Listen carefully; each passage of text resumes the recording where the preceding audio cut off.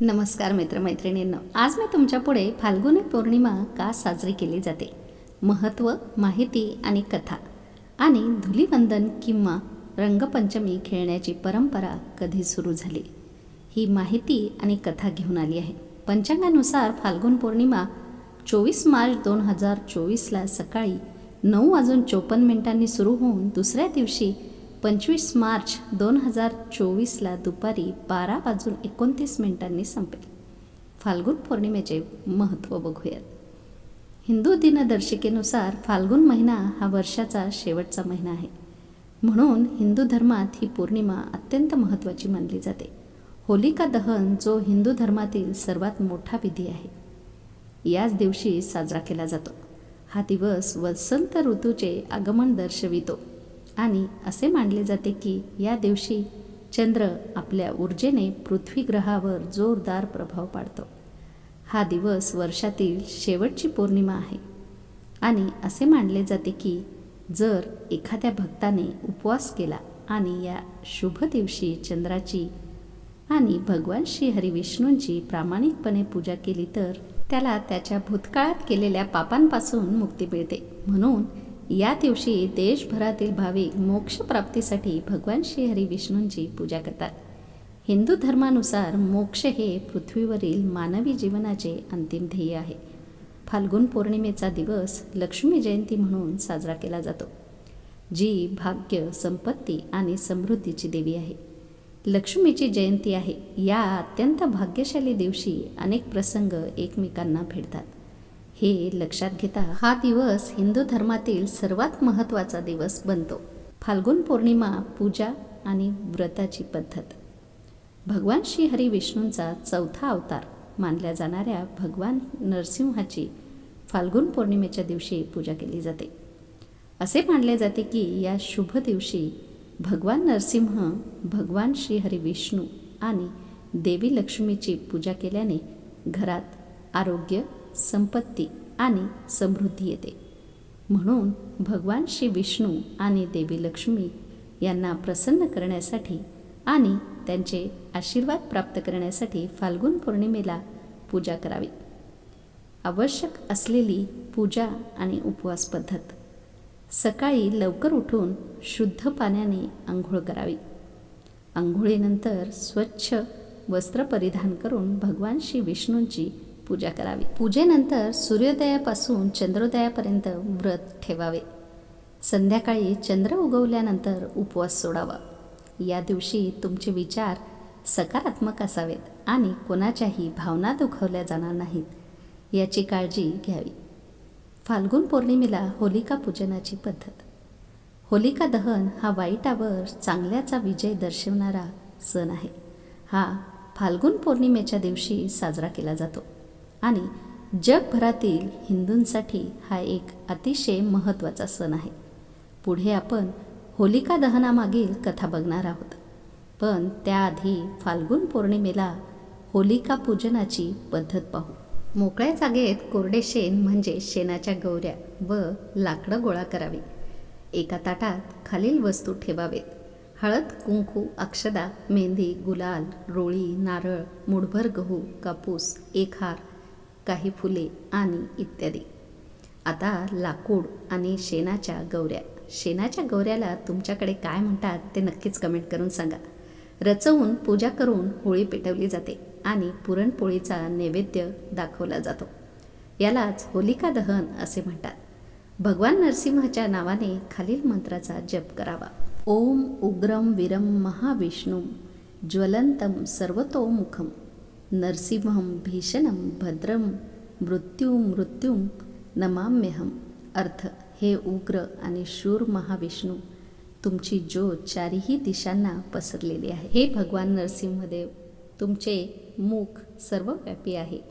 तुम्ही मृत्यूचे देखील यम आहात आणि मी तुमच्या पुढे शरण येतो. आरती करावी आणि होळीभोवती प्रदक्षिणा घालावी. मुलांना प्रदक्षिणा घालायला लावावी आणि वडिलांचे आशीर्वाद घ्यावेत. फाल्गुन पौर्णिमेची कथा. पौराणिक कथेनुसार हिरण्यकश्यपू नावाचा राजा पृथ्वीवर राज्य करत होता, जो भगवान श्री विष्णूंचा सर्वात मोठा शत्रू मानला जात होता. त्याने आपल्या राज्यात सर्वांना आज्ञा केली होती की कोणीही देवाची पूजा करू नये. पण त्याचा मुलगा प्रल्हाद हा भगवान श्री विष्णूंचा परमभक्त होता.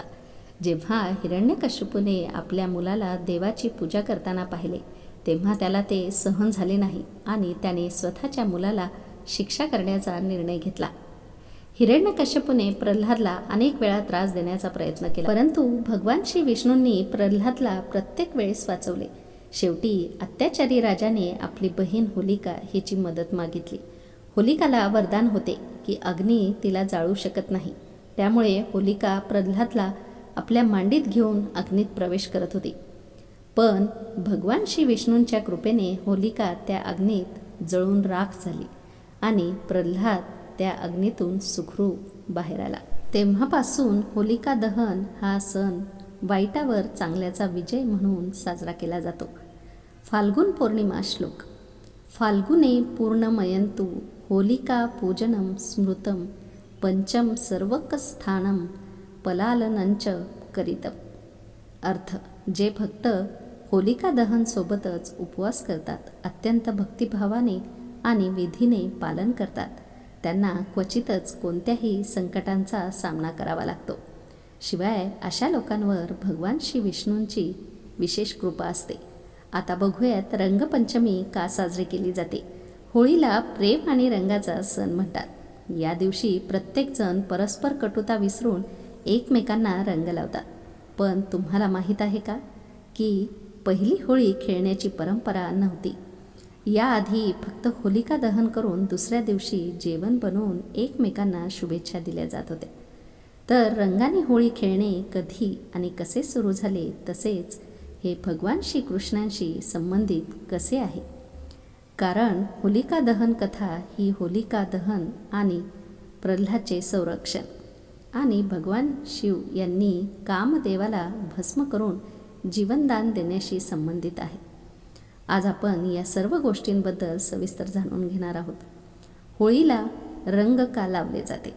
जसे की होळी हा सण प्रामुख्याने 2 घटनांच्या संदर्भात साजरा केला जातो. सर्वप्रथम या दिवशी राक्षस हिरण्यकश्यपची बहीण होलिका अग्नीत जळून राख झाली आणि भक्त प्रल्हाद अग्नीतून सुखरूप बाहेर आला.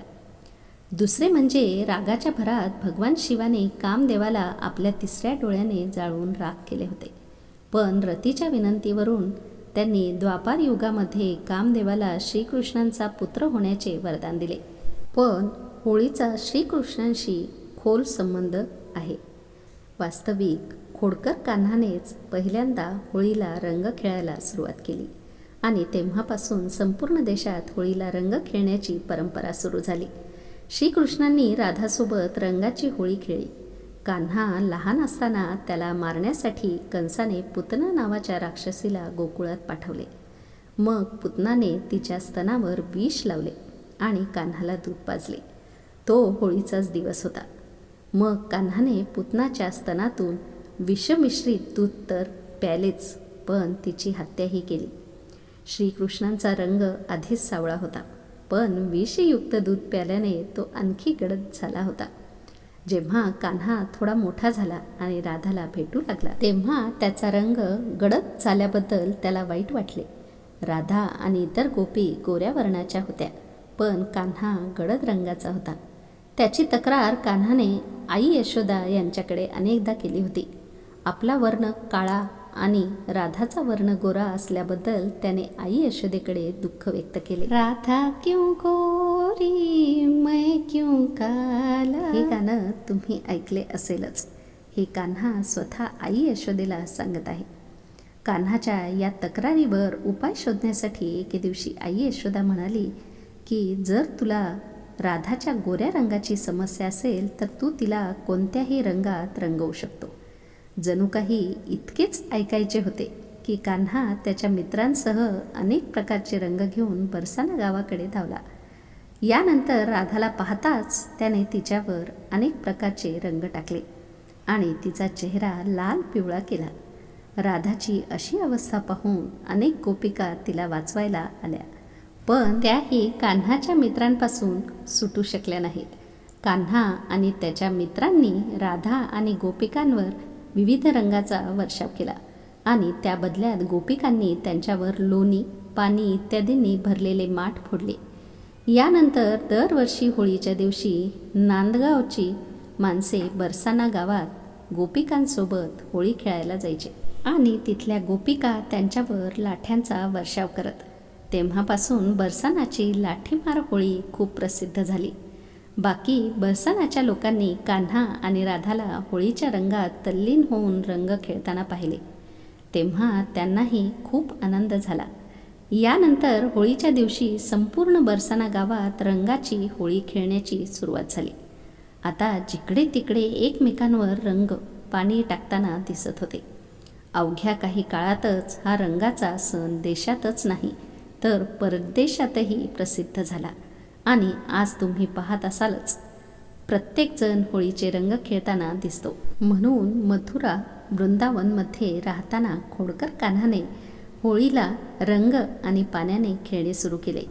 त्यानंतर होळीला रंग खेळण्याची परंपरा सुरू झाली, जी आज तगायत सुरूच आहे. तर मित्रांनो, तुम्हाला ही माहिती आणि कथा कशी वाटली ते नक्कीच सांगा. आणि हो, लाईक आणि शेअर करायला अजिबात विसरू नका. RD स्टोरीजला सबस्क्राईब करा. पुन्हा भेटूयात उद्याच्या कथेमध्ये.